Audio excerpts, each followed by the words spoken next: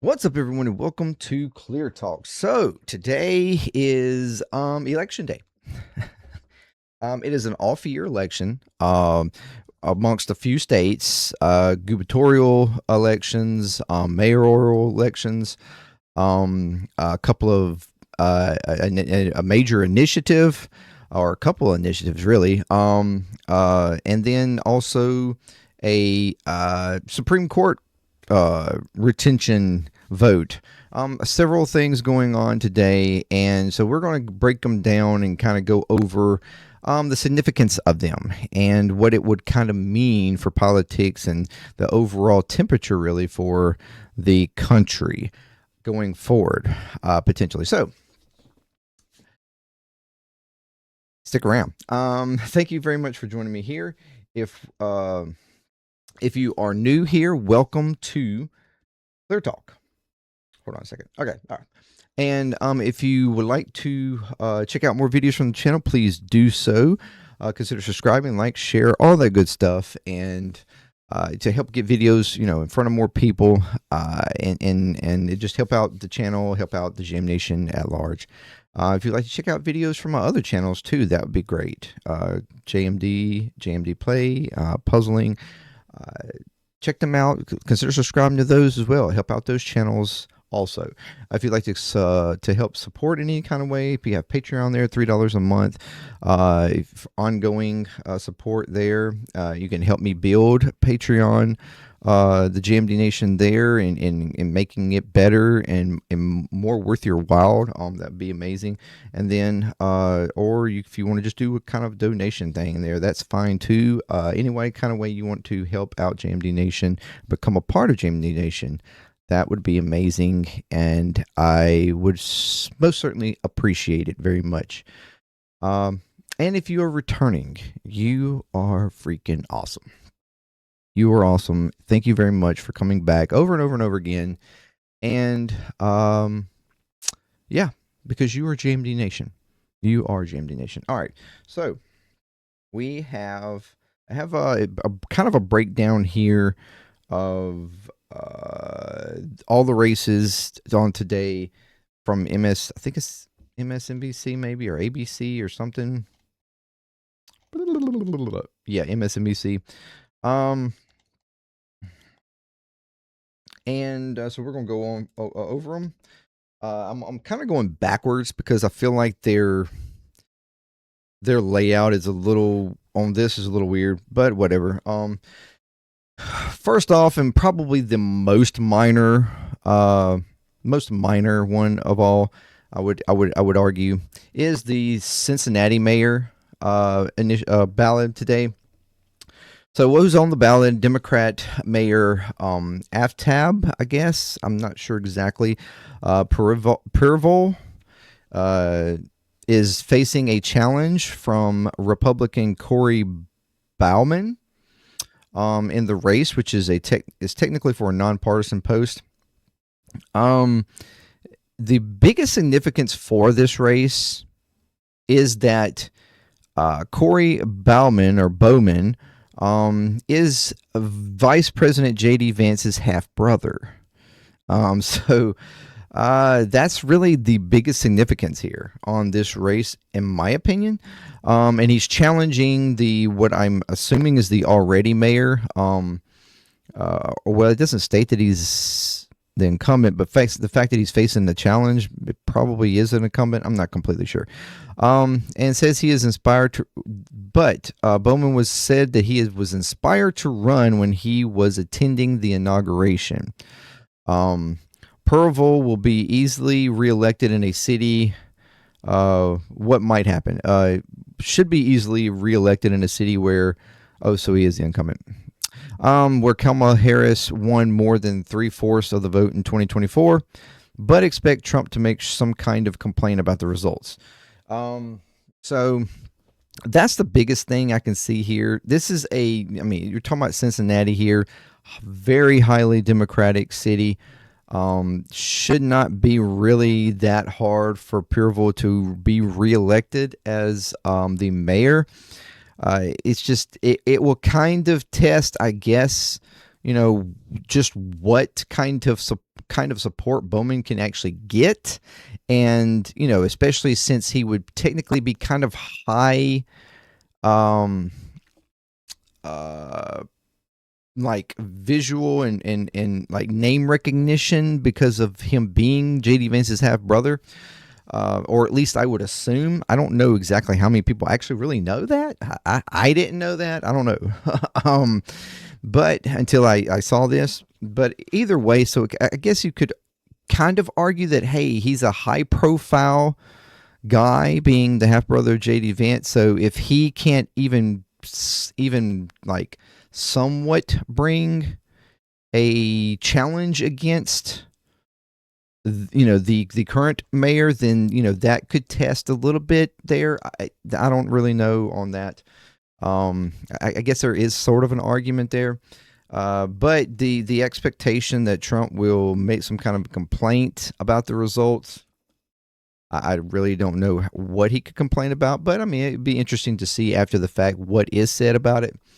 But yeah, so that's the Cincinnati mayor race. All right. The next big one here is the Pennsylvania Supreme Court race.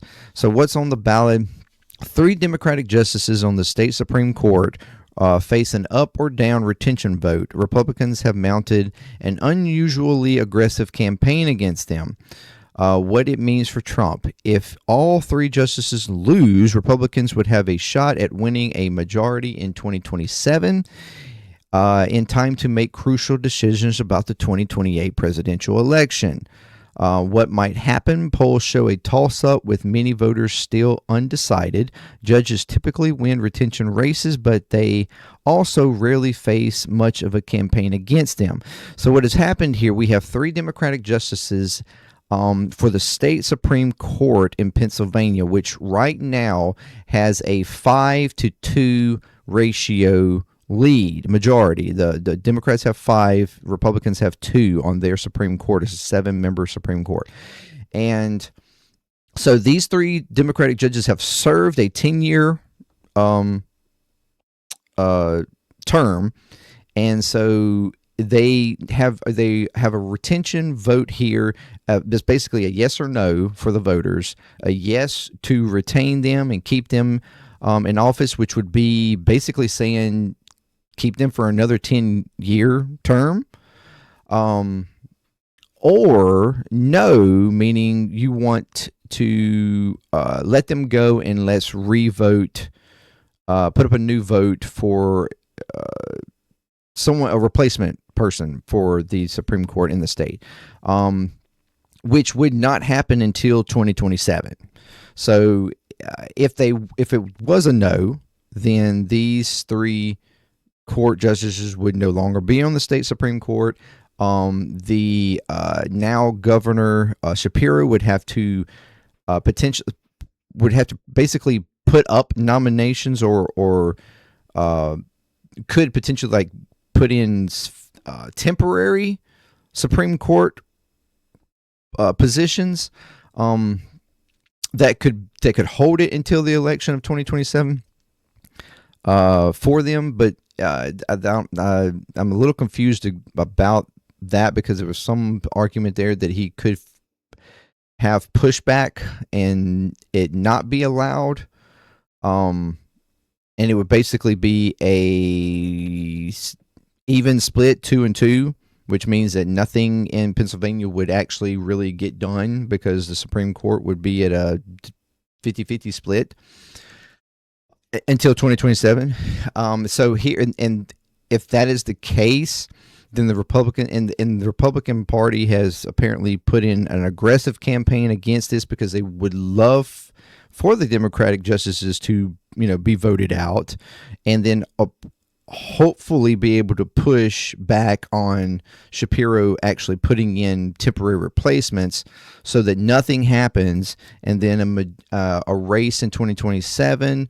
Have a heavy campaign there, and hopefully win the majority in the state on the Supreme Court level, to then have a Republican majority, which would put them in the position of the 2028 presidential elections having a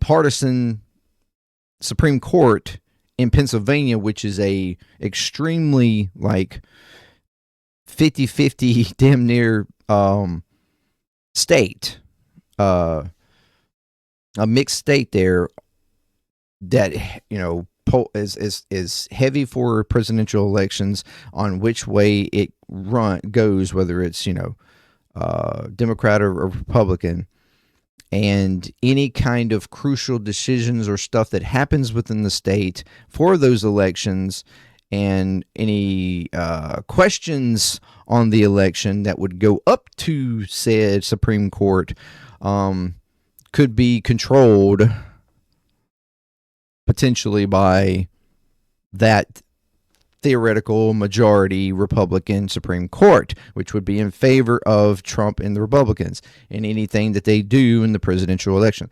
So that's the big question there. So it will be interesting to see today whether or not the vote goes in the favor of these Democratic justices holding their vote, holding the retention of their positions, which would then completely cut any kind of like argument or strategy really for the Republicans in the state of Pennsylvania, or if it actually goes to a no, and whether or not any kind of partial or temporary placement is made after the fact,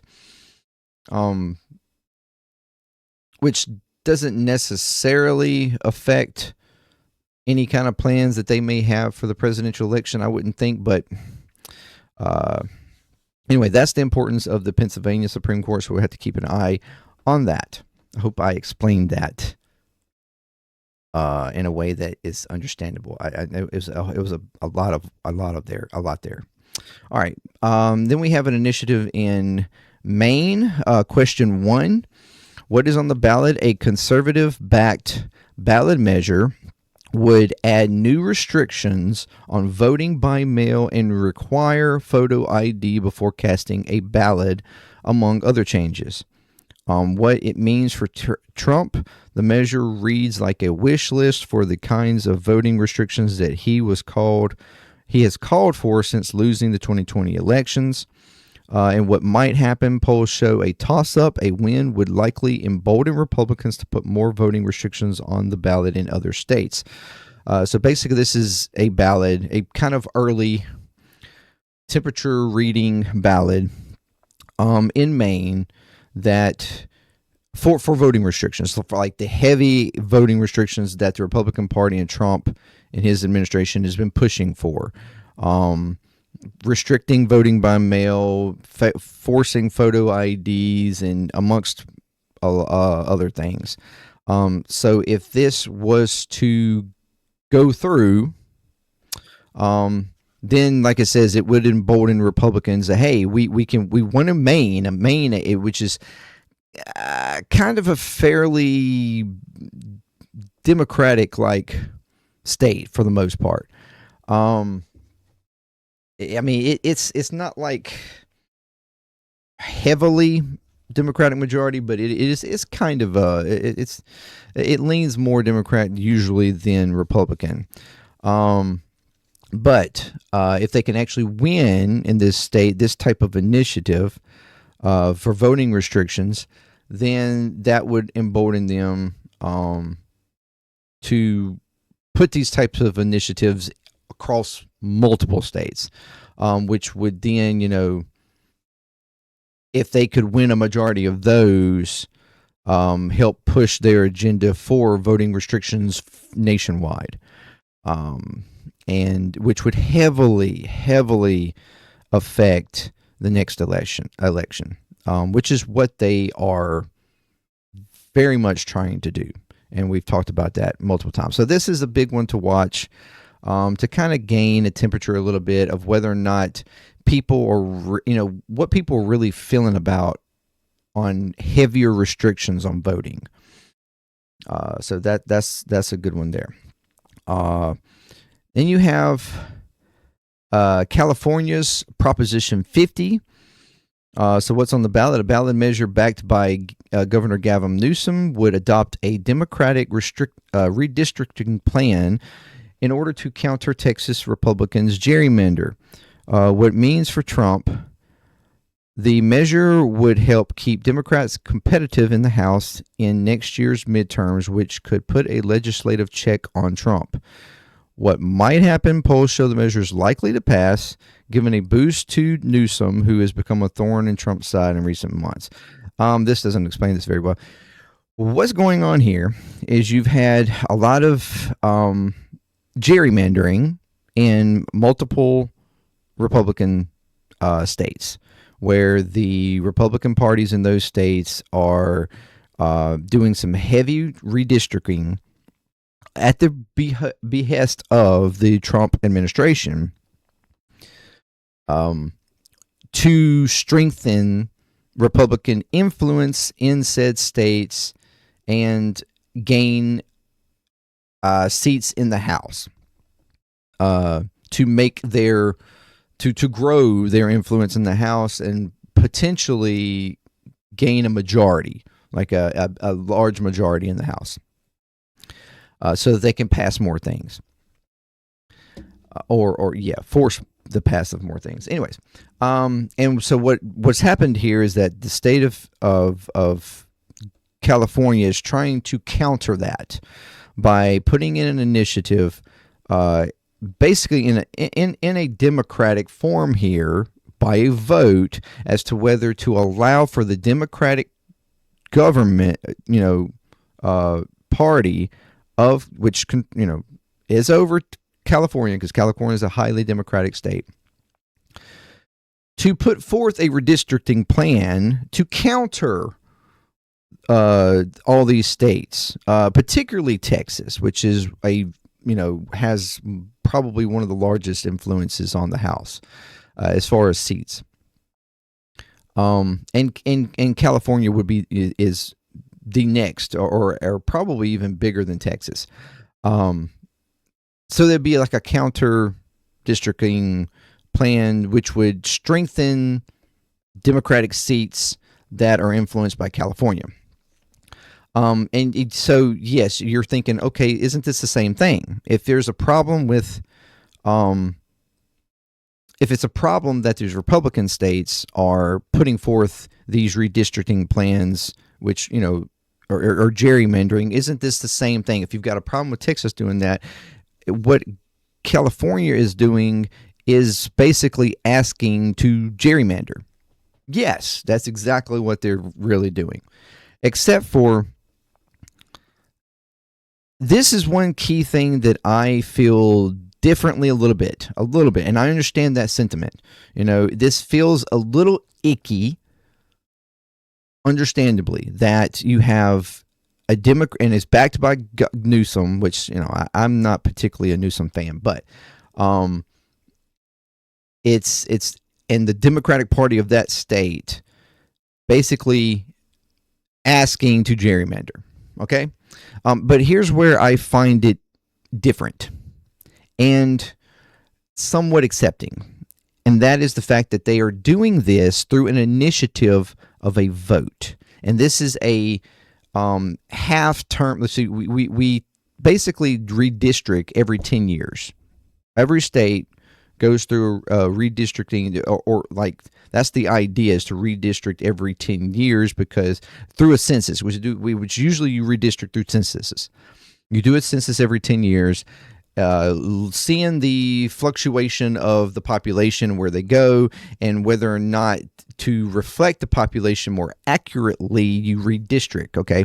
But there's been a practice here lately of a lot of states trying to redistrict damn near yearly, and it's or every election, basically. And it's been more heavily done by Republican states than Democratic states, although both of them have somewhat participated in that.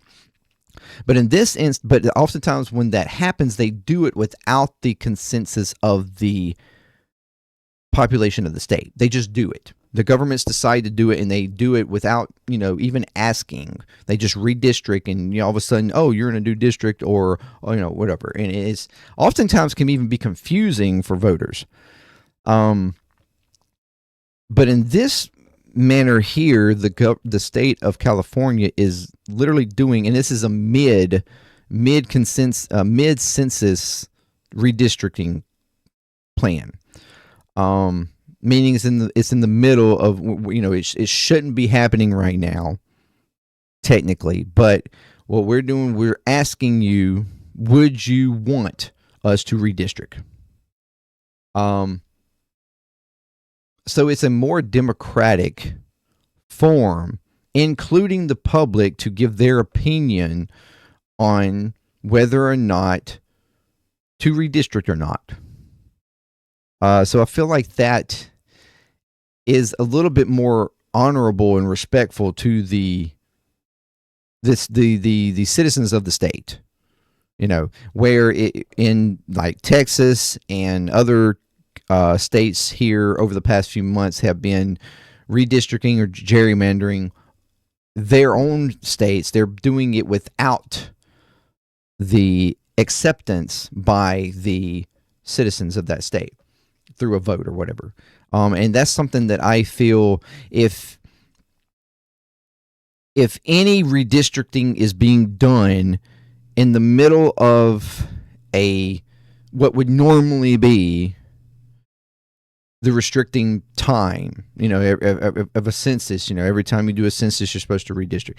If this is, any time it's done in the middle of it, I think it should be required for the state to ask its citizens whether or not it's acceptable or not. That to me would be a more respectful and more representative of the citizens of that state. So this is where, I feel the kind of ickiness of this ballot to some degree. But at the same time, I find it much more respectful and understanding if people vote for this to actually happen. Then you have the acceptance of the population to do this. So therefore, it feels more like, okay, they're okay with this being done, so why not? And at the same time, the benefit of that is that it would then counter the initiatives being done in other states, for them, specifically Texas, where they've done it without even asking their population. So it feels a little bit more honest, a little bit more inclusive.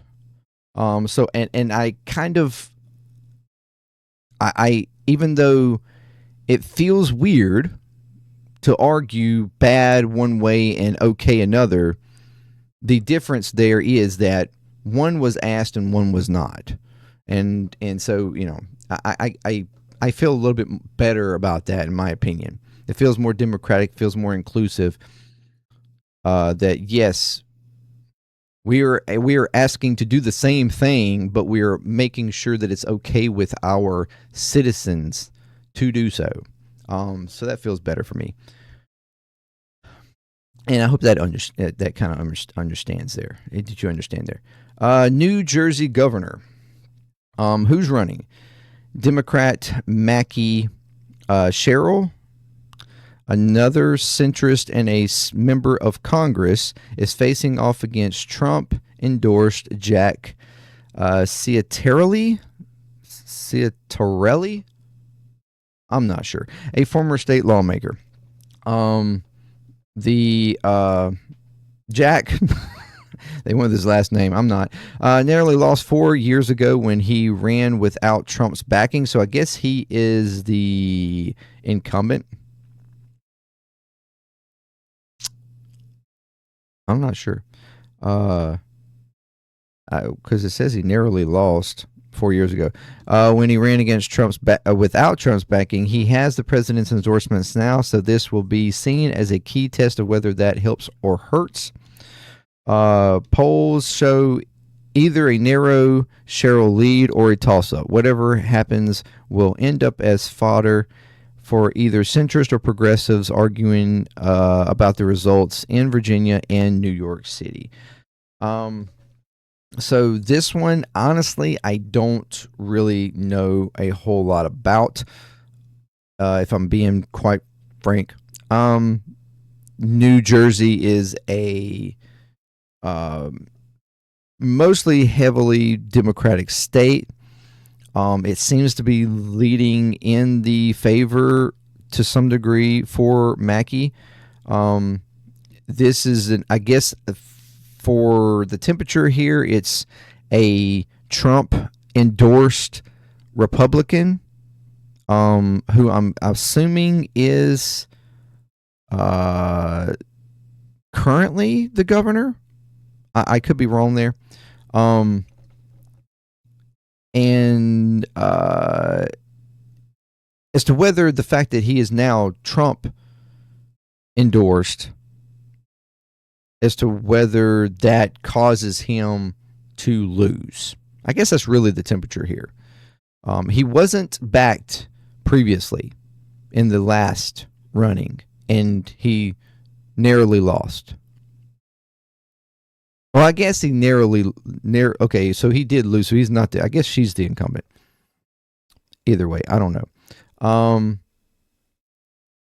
So there'll be the temperature here is whether or not the president's endorsement actually helps him to win, or potentially even he loses even by bigger numbers this go around because of that endorsement. Arguably, it could just be because of him. May not have nothing to do with Trump's endorsement, but either way, that's really the temperature, I guess, there, and how important this particular race is. So something to look at, something to pay attention. And I'm going to skip the New York mayoral for just a moment, because I feel like it's the most important. And like I said, I didn't like the way they laid it out. All right, we have the Virginia governor. So who's running here? Democrat Abigail Spanberger. I guess that's right. A centrist former House member from Virginia's 7th Congressional District is facing off against Republican Winsome Early Sears. I'm not completely sure I got that right. It's probably jacked up. I apologize. The state's very Trumpy lieutenant governor and the first black woman elected to statewide office in Virginia. I don't particularly like the way that was stated, but all right. Virginia's one-term limit and the state's proximity to Washington, D.C. make the governor's race closely watched. It's widely seen as an indicator of voters' thoughts on the president. Spanberger is heavily favored to win in this race that centrist Democrat strategists will be sure to highlight as they pitch a path forward. And this is going, for me, to be the biggest argument against what I'm about to talk about for the New York mayoral race. So here what we have is a lieutenant governor who's very Trumpy-like, apparently a Trump supporter. I'm not completely confident or sure in that, but according to this, she is. And a Democrat who is very much a centrist Democrat, okay, and was the former House member. And this is going to be the argument that if she wins, okay, this is the Democrat question, okay, and where the party lies in its future. Where your more centrist part of the Democratic Party is saying, okay, what we have here, and this is going to be the big difference between the Virginia race and the New York mayoral race, is you have that big question. Okay, you have a centrist candidate against a Trump candidate. And so there are the centrist part of the party is going to be like, okay, see, so we have an argument here. If we can win against Trump, then that means that, hey, we should be the ones in control of the Democratic Party, because we can win against Trump-like figures, and blah blah blah blah blah blah. That's going to be the centrist argument. So this one's going to be heavily watched. It also kind of gains the temperature because Virginia is mostly a Republican state. So if she can pull off a win here, then it would mean that, oh, see, Trump doesn't have that strong of an opinion, which I agree. That would be a good take from that. But the alternate take for the Democratic temperature itself is that, see, what it takes to win against Trump is the centrist ideology. Okay, that's going to be the take here, mostly in this race. So this one's going to be one to watch, and then also not even the fact of who wins here, but if Abigail can win, what the Democratic Party or members of the Democratic Party then push, like the Schumers and stuff like that, will then push as an argument for the future of the Democratic Party. Then we have the New York City mayor race. All right, you have Democratic Socialist Zohran Mamdani, who is facing former Governor Andrew Cuomo, running as an independent, and Republican Curtis Sliwa. The incumbent mayor, Eric Adams, has dropped out and endorsed Cuomo. Wow. Of course you did. Pathetic piece of shit. Anyways, what it means for Trump. The president has repeatedly criticized Mamdani and threatened to withhold federal funding and send the National Guard to New York City if he wins, which is wildly unlawful.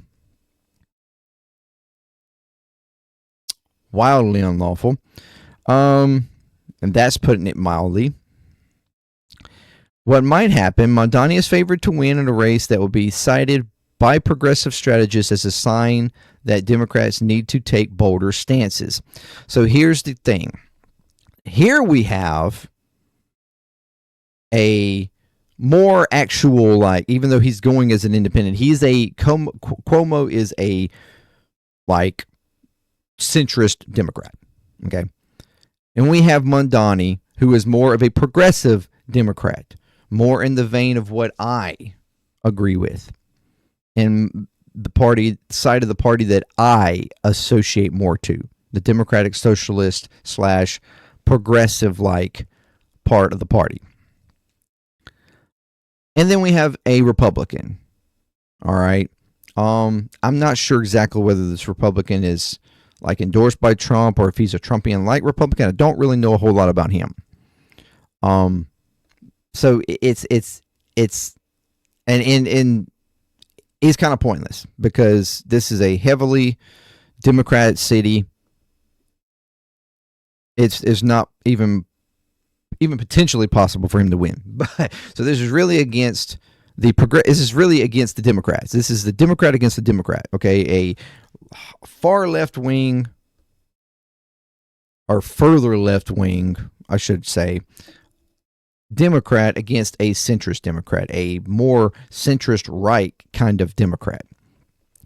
So this will be the argument here as to, okay, yes, and the argument against even the Virginia race is like, okay, yes, maybe you can win against a Trumpy, candidate which we've seen Trumpian candidates lose all over the country massively in other races prior, so it's not like it's that hard to win against a Trumpian candidate. But when it comes down to what part of the party do a city like New York City, that is a very highly populated Democratic city, what is the temperature there? Who wins? Who is favored in that scenario when it comes to what side of the party do people actually want. So this will be a big temperature gauge for the Democratic Party and what goes forward. And I think it's, in my opinion, one of the most important races for today. If Mamdani wins, then it will kind of go completely against the argument of the Virginia race for the centrist Democrats. Because, like, okay, so yeah, when it comes to a Trumpian president, Trumpian candidate, maybe you can win. Although that didn't happen against Trump. But when it comes to what Democrats favor themselves as a candidate, if Mamdani wins, then it's like, okay, actually people seem to favor the progressive side of the party more than the centrist side of the party. So this is very important. And he right now is highly favored to win. So it would, quite frankly, at this point, be kind of an upset if he were not to win. So if Mamdani can pull off a win and even pull off a significant win against Cuomo, who is not exactly that much liked, I don't think. I could be wrong, but I don't really think he's that heavily liked. Then this would be more of a temperature gauge for the Democratic Party into what direction it should actually consider moving, which would be the more progressive Democratic Socialist side, the Bernie wing of the party, the AOC more wing of the party, which is what I've been trying to push for a while now myself. A more aggressive, progressive wing of the party to fight against, not to fight against the most radical right-wing part of the Republican Party, the MAGA wing, the Trumpian wing, and which the argument's been that if you want to beat Trump, you've got to really actually fight against it. And of course, the only members of the Democratic Party who have attempted to truly fight against Trump is the progressive left wing. Centrists they've been in control for too long of the Democratic Party, and they just do not do enough. They never have. They are the bare minimal, barely scrape by, let's give you a few crumbs to keep you going kind of part of the Democratic Party. And also, they are the more corporate side of the Democratic Party, the more corrupt side of the Democratic Party, which is what the Democratic Socialist Progressive side of the party has been trying to get rid of in the Democratic Party. They've been trying to little by little push and show that this side of the party is a problem. It has been a problem. And we need to cull this party of this ideology, this type of politics, the corrupt, weak, go along to get along, crumble, slow moving, crumbles dropping type of Democratic Party. So this is very important, and would be a huge win for the Democratic Socialist Progressive side of the party to get more strength and more position in the party, and more influence in the party, so that we can hopefully actually transform the Democratic Party into a better performing, more efficient alternative to what you have seen, and actually be more effective against a ever more growing extreme right wing Republican Party. Because right now and this is the battle in the Democratic Party. It's been a battle for the Democratic Party for a while. The same kind of battle is going on in the Republican Party as to who can get the strength there. And it looks like the far right, to some degree, is winning. At least that's the appearance. But the more power and the more the far right Trumpian MAGA side of the party wins, the more wins they get and the more they are able to put in effect and activate their policies, the more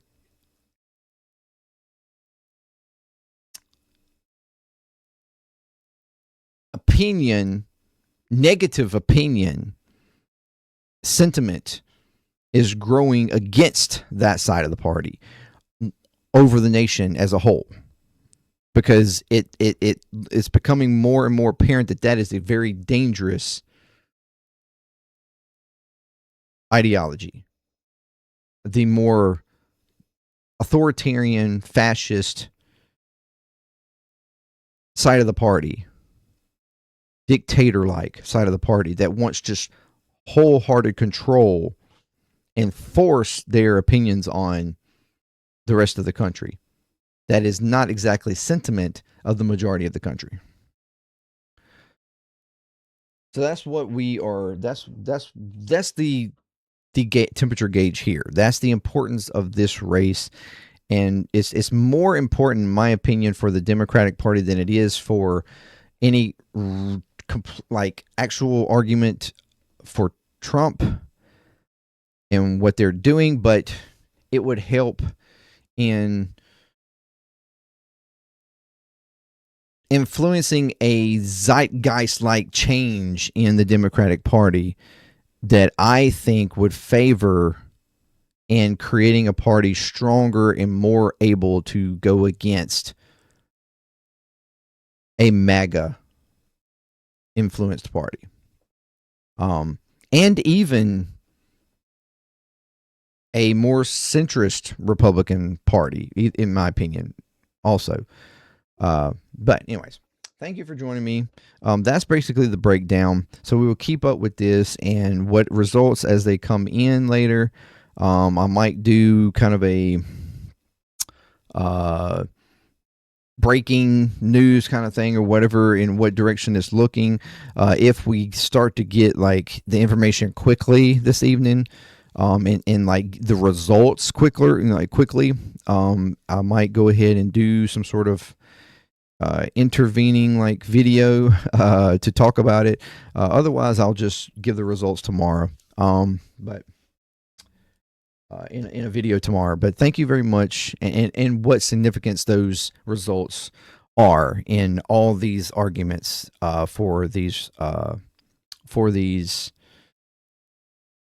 elections across the country. So thank you very much for joining me. Let me know what you think of each one of these and whether or not you agree with me or disagree with me or whatever. And thank you very much for joining me until next time. Peace. Clear Talk. With love, I'm out.